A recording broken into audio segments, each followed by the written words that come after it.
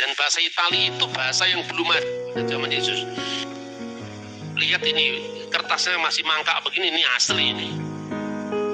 Ini berbahagialah orang yang suka pergi ke tempat loak.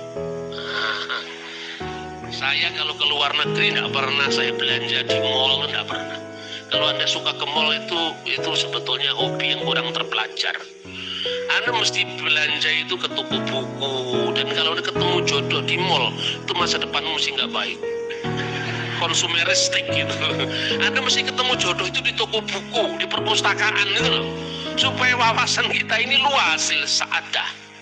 Dia pun orang Kristen penerjemah dalam bahasa Arab. Khalil Sa'adah ini adalah seorang intelektual dari gereja Koptik Ortodok, segereja dengan saya. Nah, dari tulisannya Khalil Sa'adah ini pertama-tama kemudian dikenal tarjamah Injil Barnaba di dalam bahasa Arab. Ini bukunya. Nah, ini bukunya. Ini terjemahnya dalam bahasa Arab. Ini yang diterjemahkan oleh Khalil Sa'adah. Itu terjemah ila lughatil Arabiyah Ad-Doktor Khalil Sa'adah, ini di situ tertulis di sini. Nah, tetapi saudara-saudara, dari buku dua ini, dari bahasa Inggris dan bahasa Arab ini, kemudian untuk pertama kali dibawa ke Indonesia oleh siapa? Profesor Dr. Ahmad Salabi. Kira-kira tahun 19 akhir tahun 1960-an. Beliau memberikan ceramah di IAIN Sunan Kalijaga, Yogyakarta, dan buku ini mulai diperkenalkan dan diterjemahkan. Penerjemahnya misalnya Baktiar Effendi, 2 jilid terjemah Injil Barnaba di Bandung. Lalu Husin Abu Bakar dan Abu Bakar Basmelah, itu kira-kira tahun 1970. Kemudian Rahnib M diterjemahkan Bina Ilmu di Surabaya.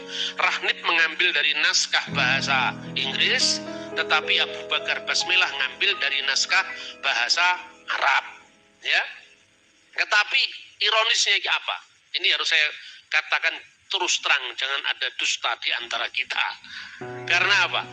Naskahnya yang meneliti tentang Injil Barnabas itu dibuang oleh penerjemah Indonesia.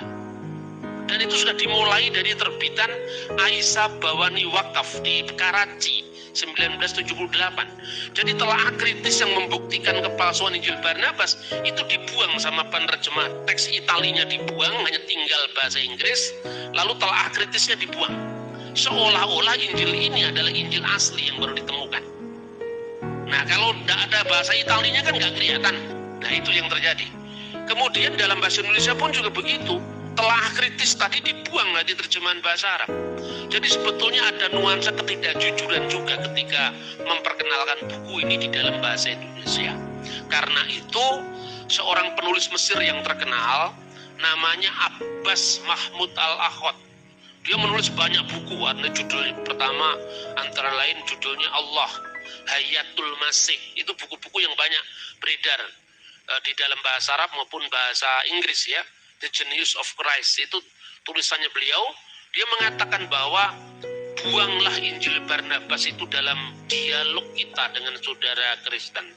Karena kita memaksakan paradigma kita, di mana Injil ini memang tidak dikenal di dunia Kristen sebagai Injil yang memang memiliki nilai sejarah. Ini catatan seorang Abbas Mahmud Al-Akhod. Kalau Anda mau baca bukunya, teks Arab, Inggrisnya juga ada di Malang. Kemudian yang kedua, Profesor Kiai Haji Dr. Andes Hasbullah Bakri.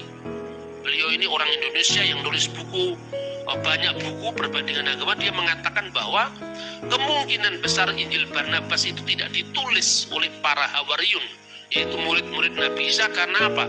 Pada zaman itu bahasa Itali belum ada. Yang ada bahasa Latin, Ibrani atau Yunani. Kata Profesor Hasbullah Bakri, andai pun Injil ini berasal abad pertama, pasti ditulisnya tidak dalam bahasa Itali. Karena dengan demikian maka semangat dialog yang jujur tentu tidak elok kalau menggunakan dokumentasi abad pertengahan untuk dipaksakan sebagai sarana dialog Islam Kristen. Inilah inti dari kabar burung tentang penemuan Injil Barnabas. Dan setelah kabar burung itu menyebar lewat terjemahan bahasa Spanyol yang diterjemahkan oleh Mustafa de Arande. Menariknya, menurut para ahli, Mustafa de Arande itu sendiri ya Framarino tadi. Kenapa? Nanti kita akan buktikan setelah kritisnya terhadap teks ini.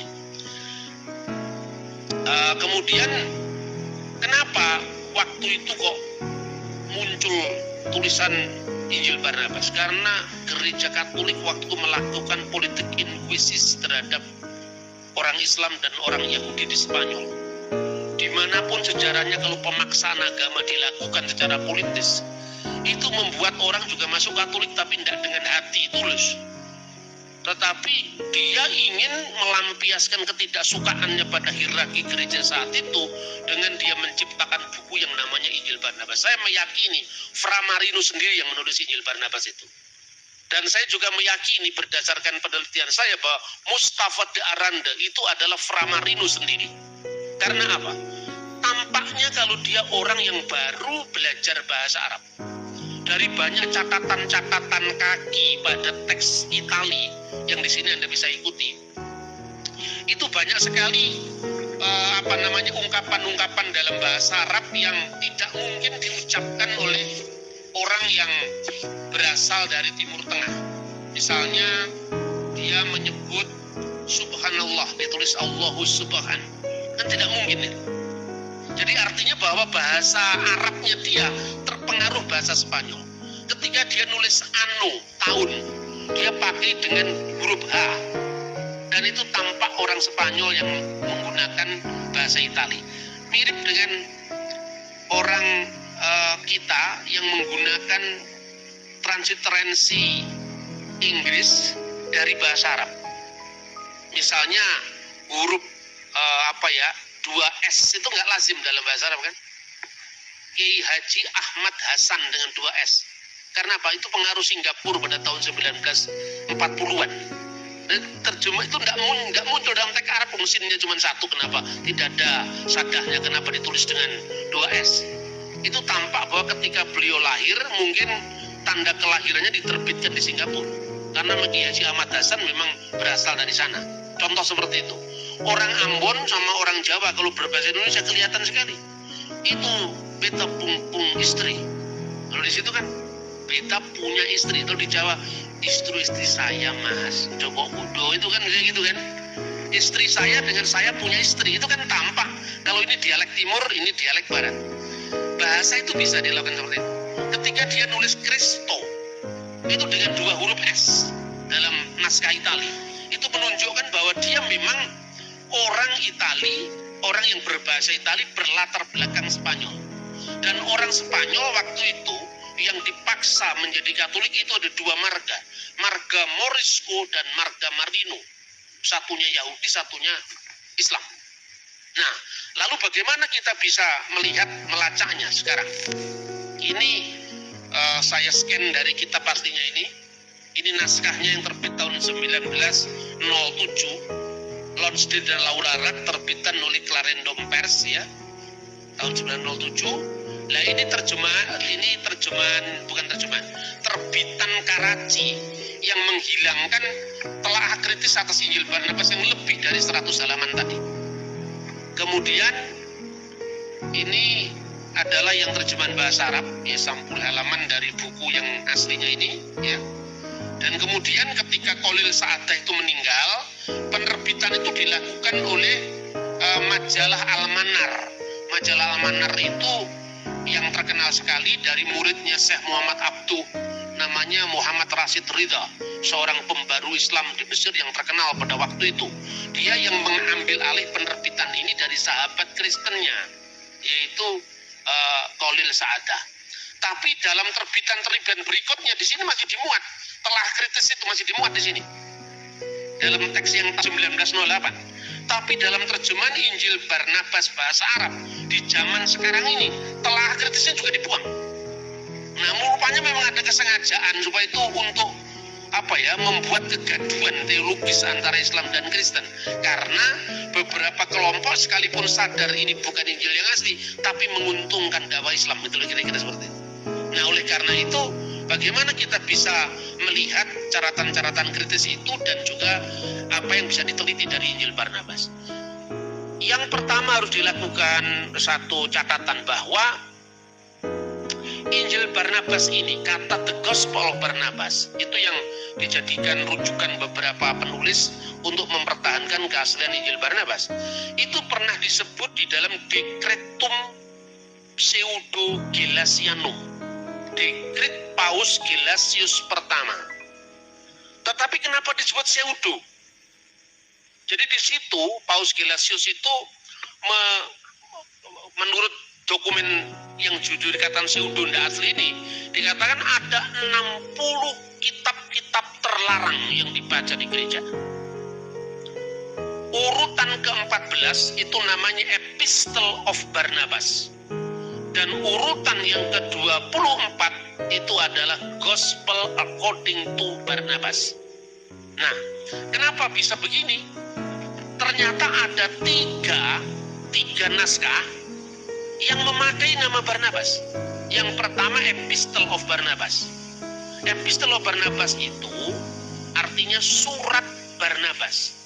Dan surat ini tidak pernah dilarang di gereja. Jadi gambaran bahwa Sixtus melarang ada kitab larangan itu tidak pernah ada. Sampai sekarang kitab-kitab apokrif itu masih ada. Ini contohnya, ya. Apokrifa al-Akhdul Jadid.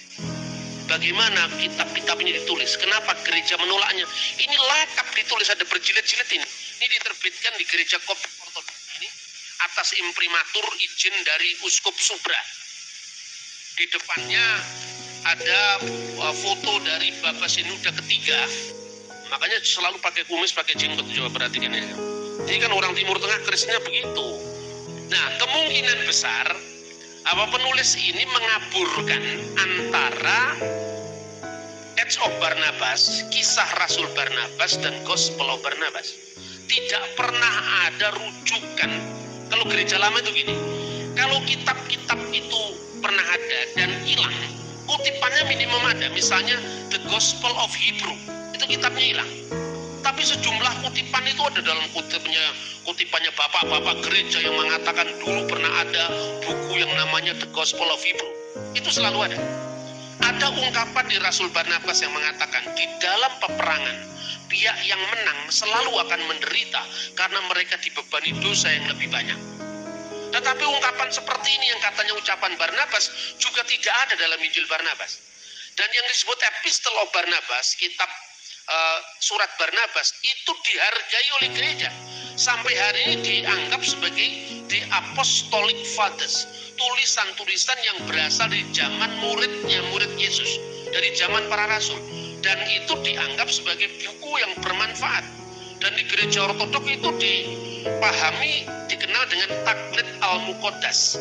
Jadi tradisi suci paradosis yang terus sampaikan dari Yesus 12 muridnya 70 murid, 7 murid dari 12 murid dari 70 murid sampai hari ini. Tidak boleh ini mata rantainya putus.